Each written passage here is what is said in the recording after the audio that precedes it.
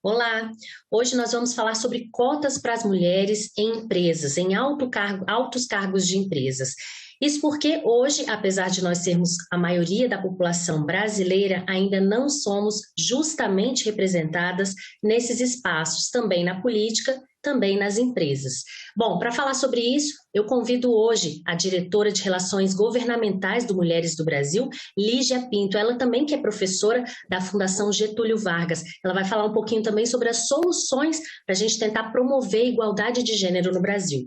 Lígia, muito obrigada pela participação aqui no Cidadania Mulher. Eu que agradeço, obrigada pelo convite.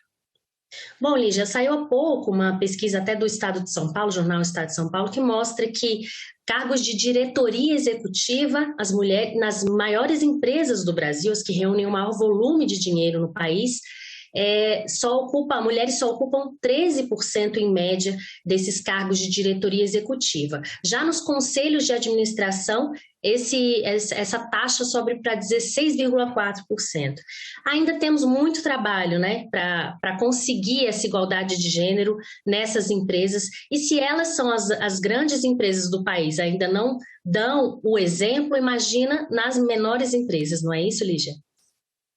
É isso sim, e quando nós olhamos esses dados com uma lupa, os dados de subrepresentação das mulheres nos conselhos é ainda pior, né? Eles são ainda piores, porque a presença de mulheres nos conselhos de empresas familiares ainda é grande.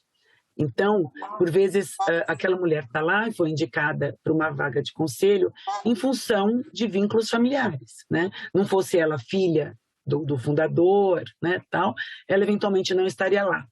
Então, quando se extrai os números dessas mulheres e colocam apenas conselheiros e conselheiras independentes, o número fica pior, né? Então, as diretorias, foi bom o dado que o Estado construiu dessa última vez, que eles fizeram uma avaliação também das diretorias tidas por executivas, porque antes nós ouvíamos muito que os cargos de diretoria estavam sendo tomados sim por mulheres e que o número estava crescendo, mas quando nós avaliávamos, eram diretorias tidas com menor poder decisório, então diretorias de recursos humanos, diretorias de comunicação e marketing, né, sustentabilidade, ainda que hoje sustentabilidade no seu tripé seja um tema muito em voga, ela não é uma diretoria, por exemplo, que dá poder decisório sobre as finanças da companhia, né, que tem um orçamento grande. Existe um termo até que se fala, né, que é o degrau quebrado, que é quando as mulheres conseguem ascender a carreira, mas chegado um dado momento, que é o mais alto cargo, elas têm dificuldade muito grande, elas não conseguem chegar ao cargo mais alto das empresas em que trabalham. É isso mesmo, então? É que existe uma questão de telhado de vidro, sem dúvida, né, para usar, inclusive, esses nomes que são analogias, né, e figuras, símbolos, que nos ajudam a enxergar, né? Então, existe um telhado de vidro, sim, que as impede de ascender, mas existe também esse degrau quebrado na medida em que existe uma estratificação. As mulheres, em alguns espaços, elas conseguem até ascender um pouco mais. Alguns segmentos dentro das empresas, algumas áreas, outras não. E essa estratificação profissional acontece também na sociedade, né?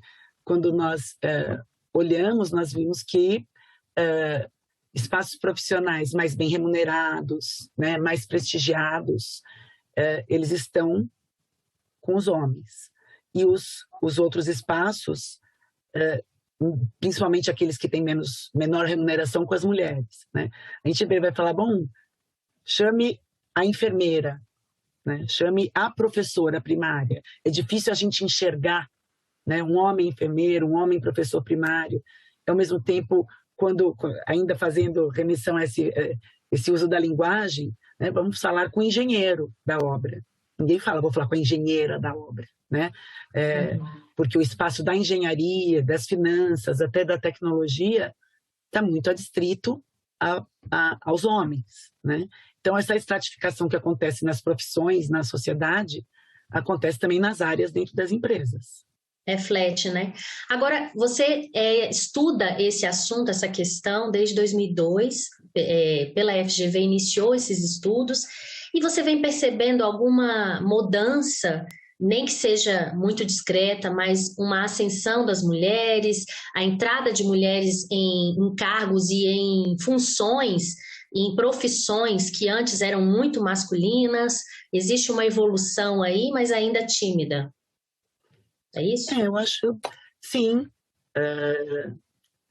Quando a gente vê, por exemplo, eventualmente algumas manchetes de jornal, agora é a vez delas, agora que são elas, as mulheres estão mais presentes nos ambientes de mando das empresas, tal, é mentira, né? Os dados não dizem isso. Se nós avaliarmos esses dados mesmo do Estadão, são dados que em 2004 eram 12, agora 13, né? E eles oscilaram. Então, eram 12 em 2004, mas 2007 era 8. Aí depois sobe, 10, 11, aí desce de novo. Então, quando os dados oscilam, ou não existe uma média histórica de crescimento que você pode dizer, olha, esse número está crescendo no longo prazo, né? Então não estava. Ou a gente pode enxergar que existe uma estagnação, né, na sociedade. Por hora sobe um pouquinho, por hora desce um pouquinho, em termos estatísticos não faz grandes mudanças, né? Então, esse lance de agora que são elas, as mulheres estão tomando esses espaços com muita força, quando nós avaliamos de fato os dados, isso não é uma verdade, né? Mas o assunto está sendo muito mais ventilado. No começo desses estudos, em 2002, nós ouvíamos, professora, isso é uma pseudopauta, isso é só uma questão de paciência. As mulheres adentraram no mercado de trabalho depois, adentraram também nos espaços empresariais depois, então elas estão tomando o poder aos poucos. E isso vai se dar de forma paulatina. Mas não é o que tem se visto, e como tem questões estruturais e culturais arraigadas, né? E como ninguém quer abrir mão nem de prestígio, nem de espaço de poder, nem de cargos muito bem remunerados, não vai ser simples a ascensão, né? Agora, alguém tem que então sair para o outro entrar. A questão ainda na sua avaliação, a questão da mulher, da maternidade, o preconceito com relação à mulher por a mulher ter que sair por licença por muito tempo, se ausentar por causa dos filhos, o filho adoece, quem vai cuidar é a mãe. Você acha que isso ainda faz também com que as mulheres não sejam requisitadas para esses cargos? O principal entrave na sua avaliação seria o quê? Ainda o preconceito. Eu lhe diria que acho que o principal entrave não é bem a maternidade, mas eu lhe diria que por exemplo, a paternidade. Eu vou te explicar o que eu estou querendo dizer. A mulher é incumbido a ela o total zelo com os filhos, né? E ao homem é muito dado a licença de exercer uma paternidade muito menos ativa, né? Então, nós olhamos, por exemplo, para as políticas públicas de maternidade, nós temos no Brasil licença maternidade né? Óbvio, não é igual a algumas europeias, mas nós temos, né, alguns meses passíveis de prorrogação por mais 2, né? Mas quando nós olhamos para licença paternidade, a gente olha aquele pai que vai tirar alguns diazinhos para estar no ambiente da maternidade, para receber os familiares. Quando tem uma licença paternidade estendida, é uma licença paternidade que exige um cursinho e que é estendida a 20 dias. Né? Então, isso tudo diz para mães e pais que a mãe incumbe o zelo com os filhos e ao pai não. Né? Então, de fato, as mulheres exercem esse papel na sociedade E quando a gente fala de igualdade entre homens e mulheres, quando nós, inclusive no Grupo Mulheres do Brasil e em outros espaços de defesa dos direitos da mulher, quando a gente fala que a gente busca a igualdade, é uma igualdade de oportunidades que se busca, né? Mulheres e homens não são iguais, e nós não nos pretendemos iguais, né? Então, nós temos sim útero, nós que daremos à luz, nós que, eventualmente, vamos amamentar aquela criança. Então, nós queremos manter e, eventualmente, ampliar os direitos atinentes a essa condição feminina, né? Não seria se privar disso, mas sim se adaptar. As empresas têm que se adaptar a essa realidade feminina para que a mulher não seja prejudicada, né? Sendo mãe, não deixar de ser mãe. Eu acho que os homens precisam dar um passo adiante nessa paternidade, né? Como os homens europeus. Nós hoje, em muitos países da Europa, se fala de licença natalidade, não mais de licença maternidade e paternidade. Ambos, pai e mãe, tiram licenças compartilhadas com um mínimo de tempo para homens, né, nos países em que evoluíram na matéria, que evoluíram no desenvolvimento da sociedade, cuidando das crianças. Então, nós temos sim uma barreira cultural para que os homens assumam o seu espaço como pais, né? E para que as mulheres, então, consigam compartilhar esse zelo com as crianças. Agora, falando... mas não assim, né? Então, tire o direito da mulher de amamentar e deixe sem licença maternidade. Não é isso que eu estou dizendo, né? Eu acho só que a gente precisa evoluir na política pública para evoluir no sentido de uma licença natalidade, para que os homens também não sejam oprimidos na sua paternidade, né? Que eles, por vezes, não conseguem nem exercer em função disso. E tem uma outra coisa, desculpa, Paula, te interromper. Os parâmetros de avaliação das empresas são também masculinos, né?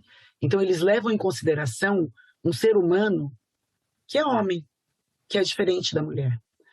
Eu lembro que eu fiz uma avaliação de uma empresa que eu não posso dizer qual é, porque tem o dever de sigilo, que não entendia por que as mulheres não ascendiam a sócias, uma grande empresa de auditoria. E eles mostravam, olha, os nossos parâmetros são objetivos, está tudo aqui tabulado, está aqui, olha o meu Excel, né? Olha o meu software com os dados de avaliação objetiva. Dentro desses dados, eles avaliavam 12 anos e me mostravam quem eram os top 40 da empresa. Eles desconsideravam, por exemplo, que mulheres que não tinham se casado e não tinham filhos estavam dentre os top 20. E as mulheres casadas e que tinham tido filhos ainda já apareciam, mas apareciam no final, né? Que elas não iam conseguir concorrer à sociedade. E aí eles viam a avaliação de faturamento, porque elas tinham saído uma ou duas vezes dentro daqueles 12 anos para ter seus filhos, e nos anos em que elas tinham se ausentado, eles simplesmente somavam aquele faturamento e depois dividiam por 12. Se eles tivessem tirado os anos de faturamento em que elas se ausentaram e avaliado só os outros 10, né, que elas tinham trabalhado, eles iam ver dados excelentes. Exatamente. Né? Viam que a mulher tinha trazido muitos resultados e ela estaria aqui, dentre os top 5. Mas se você tomar em 12 anos, 2 anos de faturamento, somar tudo e dividir por 12, sem dúvida que aquelas mulheres que tiveram filhos e se ausentaram por 6 meses iam ter feito menos dinheiro para a empresa mesmo. Então, veja, eu estou tentando explicar esse exemplo porque não era por mal, era uma empresa que estava buscando uma consultoria na área e que se dizia uma empresa que faz uma avaliação objetiva de homens e mulheres com igualdade de visão, né? É.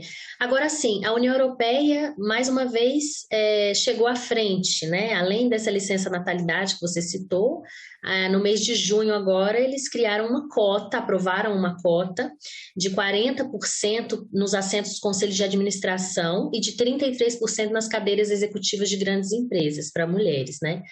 É necessário uma cota dessas até em outros países, né? Porque há uma dificuldade realmente de ascensão das mulheres. No caso do Brasil, como é que você vê essa questão das cotas? A gente ainda não tem, mas há projetos aí em tramitação. Você defende a criação de cotas exatamente por causa dessa visão meio masculina do meio que a gente tem aí nas grandes corporações? A cota nada mais é do que um tipo de ação afirmativa, né? E a ação afirmativa, ela existe para enfrentar situações de estagnação estrutural. Então, quando alguém pergunta, você é a favor de cotas? Eu falo, cotas para quê? Onde? Em qual cenário? O que é necessário ser mudado? Então, assim, cotas para mulheres em altos cargos de gestão no Brasil, sim, sou a favor. Porque existe uma questão estrutural de mulheres que não são vistas, são invisíveis nesses ambientes, embora sejam competentes, embora tenham formação igual ou maior ao público masculino, funcionários, gerentes e diretores. Então, por uma questão cultural, estrutural, elas não são alçadas a esses cargos. Então, se os vieses, né, cognitivos nossos não forem enfrentados, se as questões estruturais de cultura, de preconceito não forem enfrentadas, nós vamos demorar muito tempo para as mulheres conseguirem esses espaços. Uma forma de enfrentar isso é colocar meta, né? Meta de enfrentamento. Cota é uma meta de enfrentamento. Bom, existem alguns projetos, o primeiro deles é da senadora Maria do Carmo Alves e é de 2010.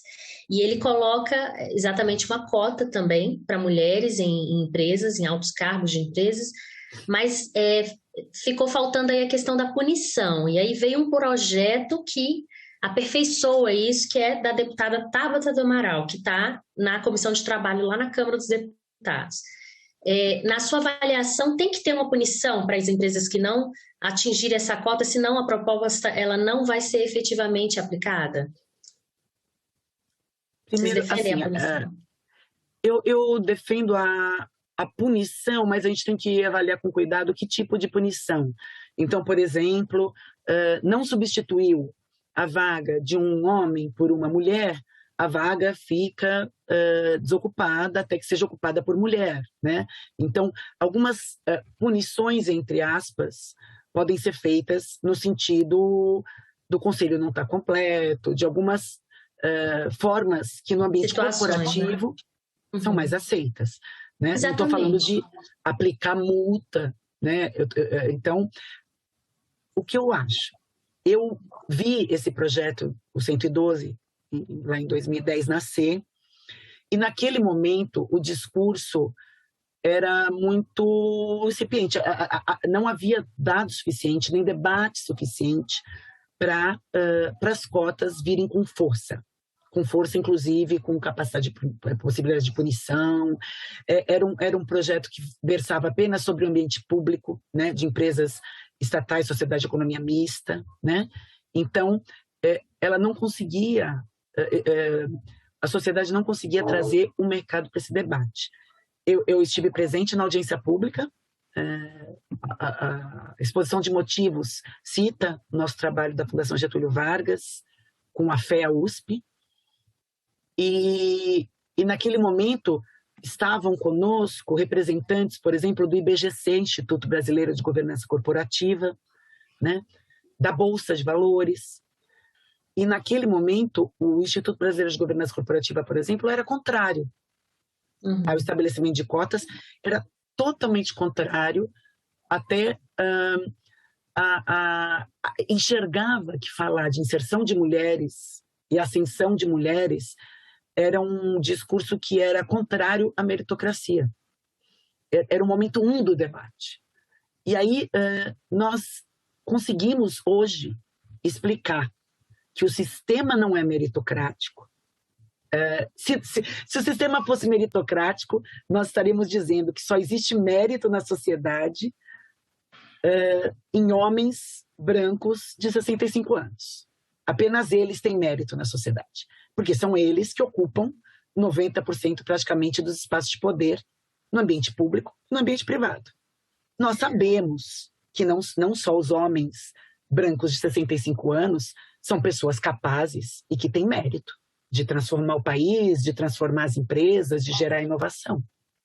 Então, nós conseguimos explicar que a questão da ascensão e inserção das mulheres e outras diferenças nos ambientes, por exemplo, empresariais, era a favor da meritocracia e não contrário.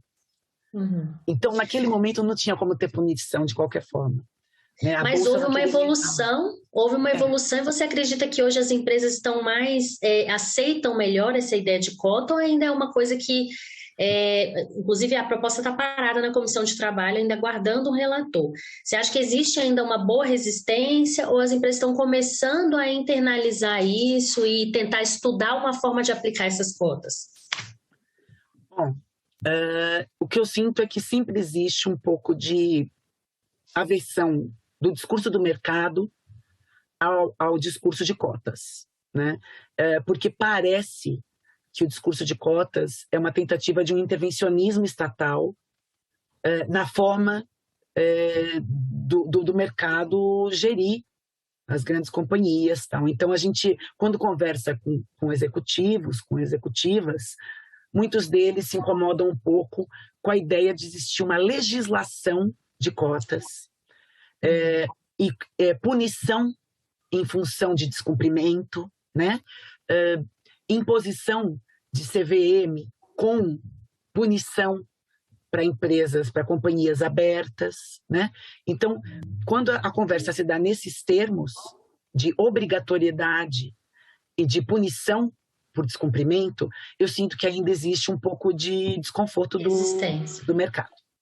Mas houve uma evolução enorme do mercado, das companhias, principalmente das grandes companhias, principalmente daquelas que são globais ou daquelas que estão listadas em bolsa, quanto ao discurso da diversidade e quanto ao discurso, a compreensão de que a participação de mulheres gera, por exemplo, rentabilidade, gera inovação, porque o fundamento disso quando nós colocamos mulheres e outras pessoas que pensam diferente, porque vêm de grupos sociais diferentes, eles conseguem pensar um pouco diferente daquele grupo social que está lá tomando as decisões e questiona. O questionamento leva a maior deliberação. A maior deliberação leva a uma decisão mais bem tomada. E então, até pela teoria de governança corporativa e aos dados de rentabilidade que foram sendo mapeados, as empresas começaram a ver, não, isso é sério. As empresas que estão pensando fora da caixa porque estão usando ideias novas, estão usando pessoas diferentes, estão dando espaço para pessoas diferentes, estão conseguindo gerar inovação. Inovação não é simples de ser feita no ambiente das empresas, né? Paula, você sabe o que acontece também? O mercado financeiro se deu conta de que era necessário que as coisas fossem feitas dessa forma, para que as empresas tivessem essa capacidade de ser resiliente diante de crise, né? De pensar diferente quando precisa, de gerar novos produtos, novas ideias. E aí surgiu esse mercado que nada mais é do que um novo nome para o tripé da sustentabilidade ambiental, governança e social, que é o mercado de ESG, que propõe dar crédito a um custo melhor e até menor, então mais acesso ao crédito, a um custo por vezes menor, às empresas que observem parâmetros éticos e de diversidade. Então, elas ganham muito com isso e estão evoluindo, inclusive, com o mundo, né? Que estão vendo aí, União Europeia, vários países já adotando essas cotas. Então, eles querem estar de acordo com o mundo, né? Agora, tem uma questão aí... Para o mercado financeiro dizer, eu vou dar mais dinheiro e, eventualmente, a um custo mais baixo para as empresas que estiverem adequadas, é porque, de fato, é uma questão empresarial. A questão é que algumas áreas em que elas não se colocaram em termos de formação, então as engenharias, em algumas áreas da tecnologia, então isso já foi superado, por exemplo, na medicina, então há mais mulheres médicas do que homens, isso foi superado no ambiente jurídico, né? Então hoje há também um percentual maior, né, de mais mulheres, principalmente na advocacia, mas também nos concursos públicos, né, no ambiente da magistratura, do Ministério Público, há um número igual de mulheres e homens, mas algumas engenharias e algumas áreas de tecnologia, de fato, há menos mulheres do que homens. Então, por vezes, se forem buscar mulheres engenheiras para trabalhar numa refinaria de petróleo específica, eventualmente vão encontrar menos mulheres e mais homens com formação acadêmica apta a ocupar os espaços. Mas veja o quanto isso é muito específico, né? De resto, as mulheres não só são igualmente capazes, como elas são igualmente formadas. Bom, nosso programa se encerra por aqui. Eu agradeço muito a sua participação. Nós conversamos então com a Lígia Pinto, do Mulheres do Brasil, também professora da FGV. Se você que está em casa quer rever esse e outros programas, acesse senado.leg.br/TV ou no nosso canal no YouTube. A gente fica por aqui. Obrigada pela participação, pela presença com a gente. Até o próximo programa. Até o próximo Cidadania Mulher.